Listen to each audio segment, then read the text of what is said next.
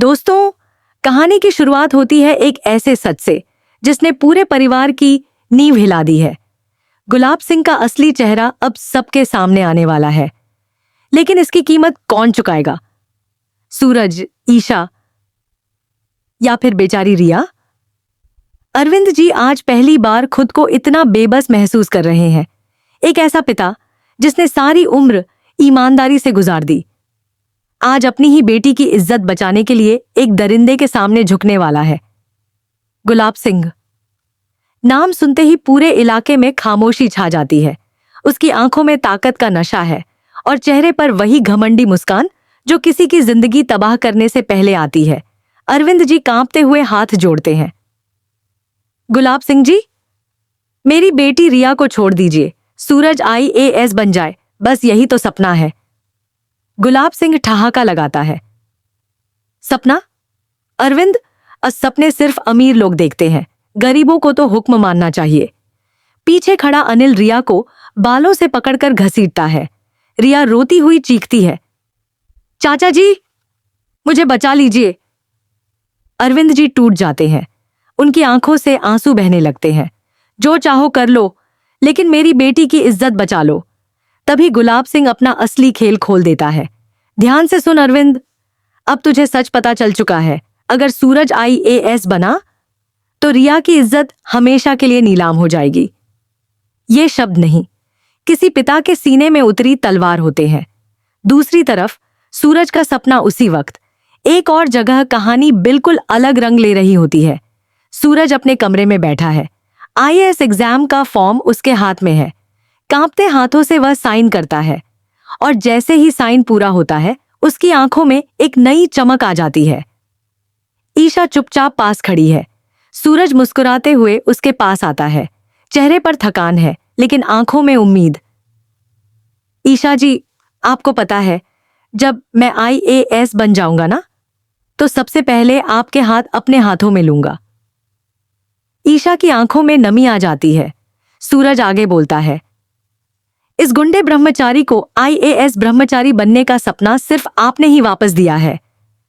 ईशा हल्की मुस्कान के साथ कहती है, अब पीछे मुड़ने का कोई रास्ता नहीं सूरज। लेकिन तभी तूफान की एंट्री, घर का माहौल अचानक बदल जाता है। तेज कदमों की आवाज और सामने आते हैं अरविंद जी। उनका चेहरा गुस्से और मजबूरी से भरा हुआ है। आंखों में आंसू हैं, लेकिन आवाज सख्त। तू IAS नहीं बनेगा, मतलब नहीं बनेगा। पूरा घर सन्न रह जाता है। दाई माँ, ईशा, सूरज सब एक दूसरे का मुंह देखने लगते हैं। सूरज घबराकर बोलता है, पापा, ये आप क्या कह रहे हो? अरविंद जी बिना उसकी तरफ देखे बोलते हैं, जो कह रहा हूं सोच समझ कर कह रहा हूं। ईशा कुछ बोलने वाली होती है, लेकिन अरविंद जी बिना सुने वहां से चले जाते हैं। ईशा ने देख लिया वो सच। नेक्स्ट सीन, ईशा अरविंद जी के पीछे पीछे जाती है। वह नहीं जानती कि आगे क्या देखने वाली है। एक सुनसान जगह गुलाब सिंह अकड़ कर खड़ा है और सामने अरविंद जी हाथ जोड़कर झुके हुए। रिया रो रही है। अनिल का चेहरा किसी जानवर से कम नहीं। ईशा का दिल जोर से धड़क उठता है। गुलाब सिंह घूर कर बोलता है, अरविंद, ईशा और सूरज को घर से बाहर निकाल दे, तब जाकर ये दोनों मेरे पास वापस आएंगे, भीख मांगने। ईशा के पैरों तले जमीन खिसक जाती है। उसकी आंखों से आंसू बहने लगते हैं। रात का सन्नाटा, रात का अंधेरा। सूरज अपने कमरे में बैठा है। दरवाजा खुलता है। ईशा अंदर आती है। ईशा जी, आप ठीक तो हो? ईशा कुछ नहीं बोलती, सीधे सूरज से लिपट जाती है। सूरज हैरान, आप रो क्यों रही हो? ईशा का दिल अंदर से टूट चुका है। उसके दिमाग में बस एक ही सवाल, जो मैंने देखा वो हकीकत थी या फिर कोई खौफनाक सपना? अब सबसे बड़ा सवाल दोस्तों, अब सवाल ये है, क्या अरविंद जी मजबूरी में सूरज का सपना तोड़ देंगे? क्या गुलाब सिंह की ये आखिरी चाल है या अभी और खेल बाकी है? क्या ईशा सच बताएगी या खामोशी सब तबाह कर देगी? और क्या सूरज को IAS बनना चाहिए या अपने परिवार के लिए पीछे हट जाना चाहिए?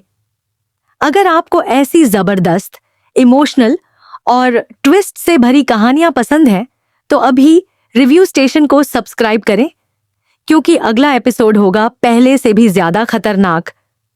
कमेंट करके बताइए आपकी नजर में सूरज को क्या करना चाहिए। मिलते हैं अगले धमाकेदार एपिसोड में, सिर्फ रिव्यू स्टेशन पर।